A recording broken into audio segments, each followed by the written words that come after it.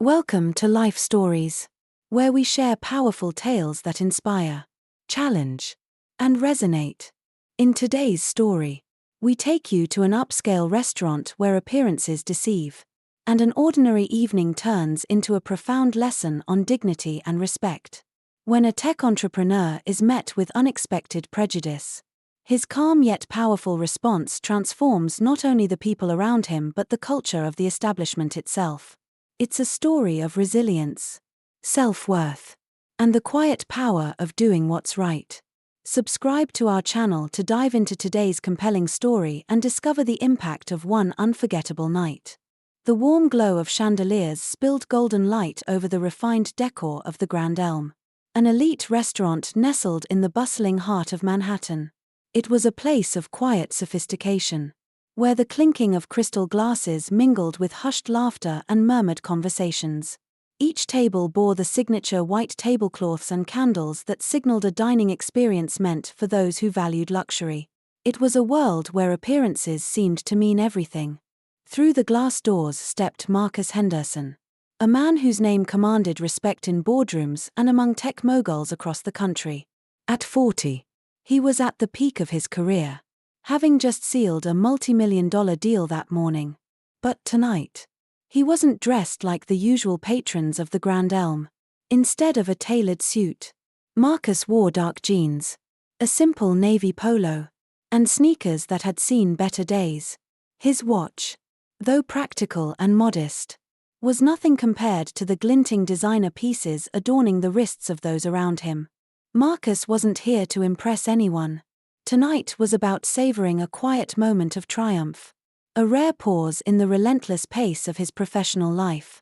As he approached the hostess stand with an easy smile, he couldn't help but feel a pang of amusement at how out of place he looked. Yet he also felt a quiet confidence. After all, he had earned his seat at any table he chose, even if it was within a room that thrived on perception. The hostess, a young woman with a kind demeanor, greeted him warmly and checked the reservation list. "Ah, Mr. Henderson. Right this way," she said, picking up a menu and leading him to a corner table by the window. It was a prime spot, offering a view of the softly lit city outside and a sense of privacy within the busy restaurant. Settling into his seat, Marcus exhaled deeply, allowing himself to absorb the elegant ambience. It wasn't often he indulged in such evenings, and the thought of one of the restaurant's famous ribeye steaks paired with a glass of red wine filled him with quiet anticipation. Yet as he glanced around at the immaculately dressed diners and their polished interactions, he couldn't ignore a faint sense of otherness. This feeling, though subtle, was not unfamiliar. It was the same undercurrent he had felt countless times before, an unspoken question in the air, asking, "Do you belong here?" The illusion of serenity was quickly disrupted by the arrival of the waiter. His name tag read Todd, and his crisp white shirt and black bow tie hinted at a polished professionalism. Yet the tone of his voice betrayed something else. "Good evening," Todd said, his words clipped and his gaze sharp. "Would you like still or sparkling water?" "Still, please," Marcus replied, his tone polite, though he noticed the flicker of disdain that passed over Todd's face. It was a micro-expression, subtle yet unmistakable, the slight tightening of his lips, the faint narrowing of his eyes. Todd walked away without another word, leaving a chill in his wake. Marcus brushed it off. He had dealt with worse, far worse, in his years of navigating spaces where he was often the only black man in the room. But as the evening unfolded, it became harder to ignore the subtle dismissiveness in Todd's actions. The water glass was set down with unnecessary force, causing a small splash on the tablecloth. When Marcus asked for a few extra minutes to decide on his order, Todd's response was laced with sarcasm, "Take your time." Marcus sighed inwardly. He wasn't here to analyze attitudes or spark confrontation. Tonight was supposed to be about the food, the moment, the celebration of his hard-earned success. Yet the longer he sat at the table, the more apparent it became that he was being treated differently. Todd's demeanor toward other guests effortlessly polite. even warm, was a stark contrast to the frosty indifference he displayed at Marcus's table. When Todd finally returned to take his order, Marcus calmly requested the ribeye steak, medium rare, with garlic mashed potatoes on the side. And a glass of the house red, he added. Todd jotted the order down with a sigh that was just loud enough to be noticed, then left without acknowledging Marcus further. Despite the excellent steak that eventually arrived, Marcus found the experience soured by the cold, detached service. Todd continued to avoid eye contact, barely refilling his water and leaving him to fend for himself in the bustling dining room. Even as the evening carried on, Marcus felt a subtle tension emanating from nearby tables. A few diners cast fleeting glances in his direction, their expressions a mixture of curiosity and discomfort. One man, seated with his family across the room, muttered something under his breath that earned him a sharp elbow from his wife. Through it all, Marcus remained calm. It wasn't the first time he had faced subtle prejudices, and sadly, he knew it wouldn't be the last. But something about tonight felt different. It wasn't just the personal affront, it was the growing realization that such treatment wasn't isolated to him. If it could happen to someone in his position, what must it be like for those without the shield of success to fall back on? As Marcus reached for his phone, intending to capture the moment in a message to a friend, he noticed Todd lingering nearby. The waiter approached, placing the check on the table in a small leather folder. When Marcus opened it, he saw the handwritten note at the bottom of the receipt: "Dress code is business casual. Just FYI." Marcus froze. The condescension in those words, so casually scrawled, was staggering. For a moment, the room seemed to blur around him. Every polite smile and hushed conversation faded into the background. He closed the folder slowly, placing it back on the table with deliberate care. Just as Marcus prepared to address the matter, a familiar voice broke through the tension. "Marcus." The room fell silent as all eyes turned toward the entrance. Walking in with a commanding presence and an easy grin was Jonathan Turner, the owner of the Grand Elm. Jonathan Turner strode into the restaurant with an energy that commanded attention. Dressed in a tailored charcoal suit, his presence was magnetic. He had built the Grand Elm into one of Manhattan's most exclusive dining establishments, a symbol of elegance and refinement. But tonight, Jonathan wasn't here to oversee operations. He was here for Marcus Henderson. "Marcus," he called again, his voice warm and familiar. His grin widened as he approached Marcus's table, oblivious to the ripple of curiosity sweeping through the room. To many of the diners, Jonathan's unexpected arrival was significant enough. His embrace of Marcus was nothing short of astonishing. Jonathan clasped Marcus's shoulder, pulling him into a quick but heartfelt embrace. "You should have told me you were coming," he said, his voice brimming with genuine affection. "I would have reserved the whole place for you." Marcus chuckled, his usual calm demeanor softening. "Didn't want to make a fuss. Just wanted to enjoy a quiet evening." Jonathan frowned slightly, his sharp eyes darting to the table. The stain from the spilled wine was still visible, a glaring mark against the pristine tablecloth. He noticed the empty water glass, the breadbasket shoved to one side, and the faint tension that lingered in Marcus's posture. "Quiet. Huh," Jonathan said, his tone shifting. "What's with the stain? And where's your wine refill? This isn't how we treat guests. Especially not you." Before Marcus could respond, Jonathan's gaze landed on Todd, who had been standing a few steps away, trying to blend into the background. The color drained from Todd's face as Jonathan addressed him directly. "Todd," Jonathan said, his voice calm but laced with authority. "What's going on here?" Todd stumbled over his words. I wasn't aware, sir." "Not aware of what?" Jonathan's tone sharpened.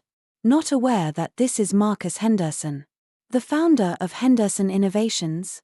Or not aware that every guest deserves respect, no matter who they are?"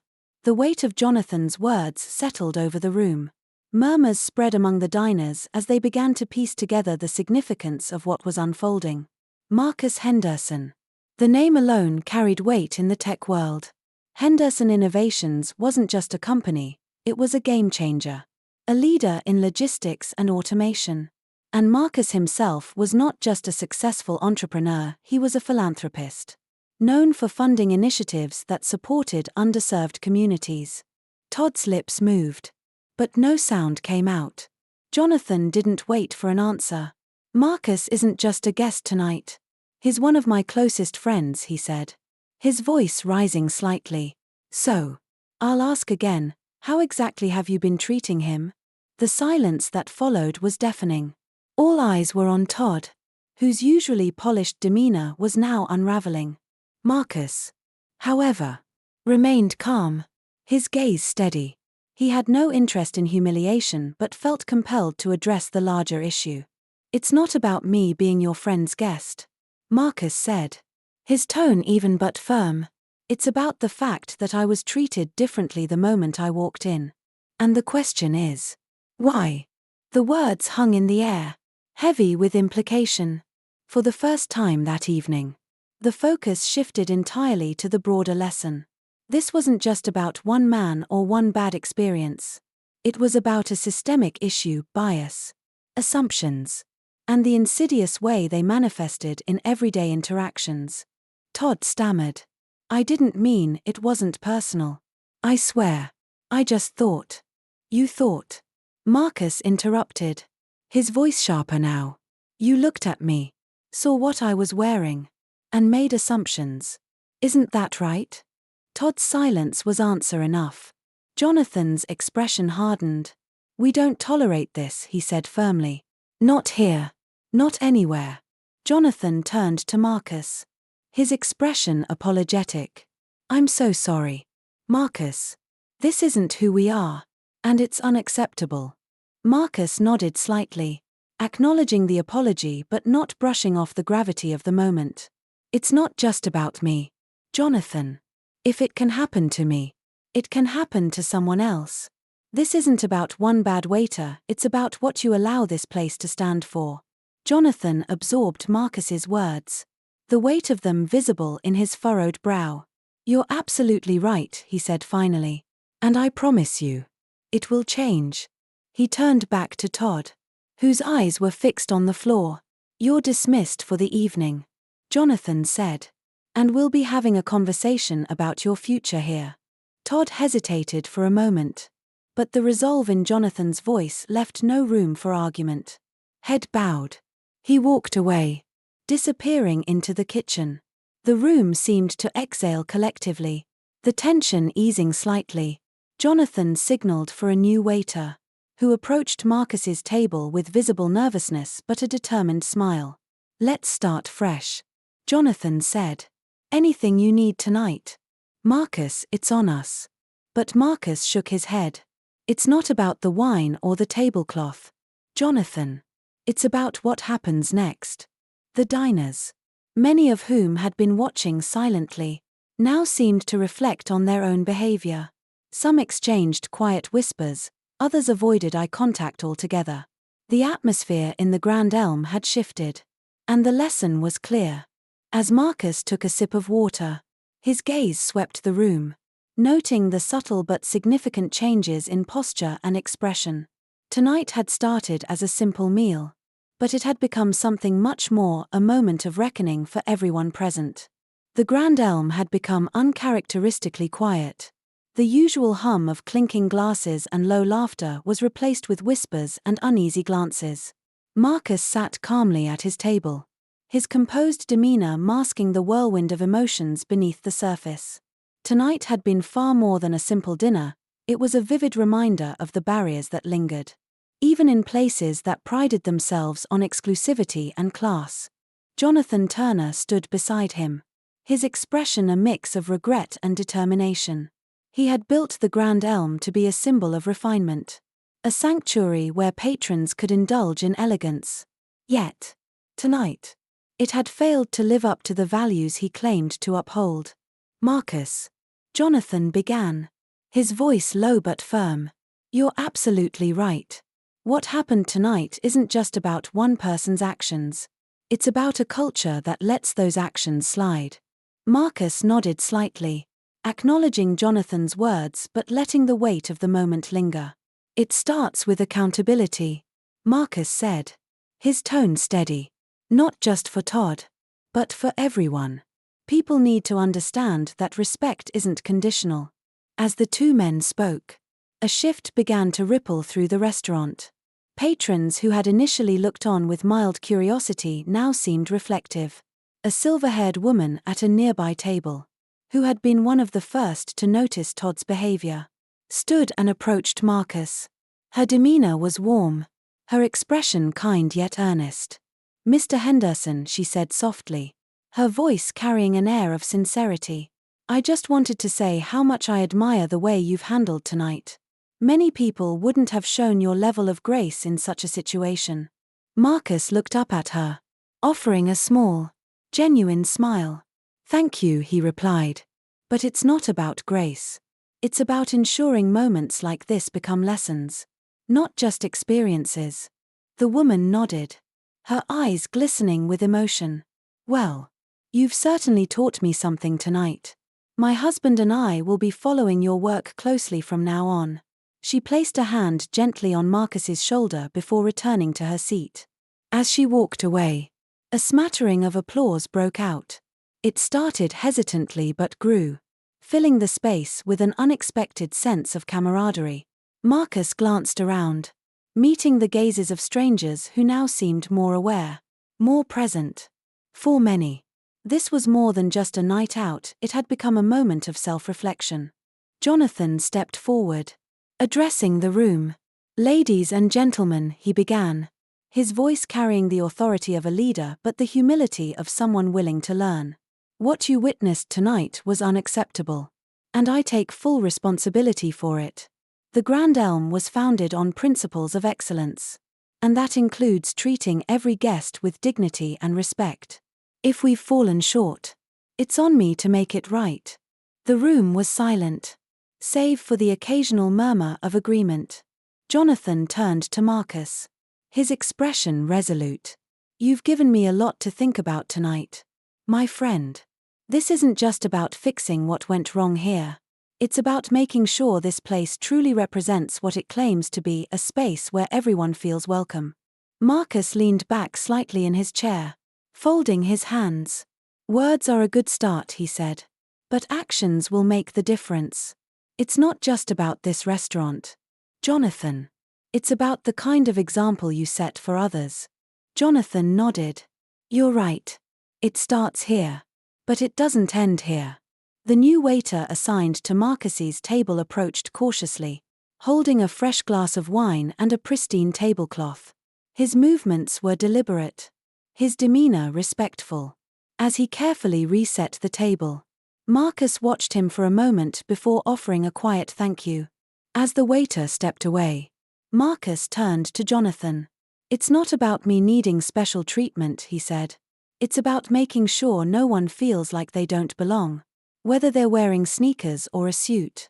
Jonathan placed a hand on Marcus's shoulder, a gesture of solidarity. "You have my word. This will be a turning point, not just for the Grand Elm, but for me as a person." The night continued with a subdued but thoughtful energy. Patrons who had initially been passive observers now seemed more engaged, exchanging quiet conversations that hinted at introspection. Some approached Marcus to express their admiration, while others remained seated, their expressions betraying their own self-reckoning. As the evening wound down, Marcus stood, sliding his napkin onto the table and preparing to leave. The entire dining room seemed to pause as he made his way to the exit. Some nodded respectfully, while others watched silently, as if witnessing something transformative. Jonathan walked him to the door, his steps heavy with the weight of what had transpired. "Marcus," he said, his voice tinged with gratitude and resolve, "thank you for your patience, your wisdom, and for reminding me what this place should stand for." Marcus turned to face him, his expression soft but firm. "It's never just about one night. Jonathan. It's about building something better. One step at a time. As Marcus stepped into the cool Manhattan air, the glow of the Grand Elms sign reflected in his eyes.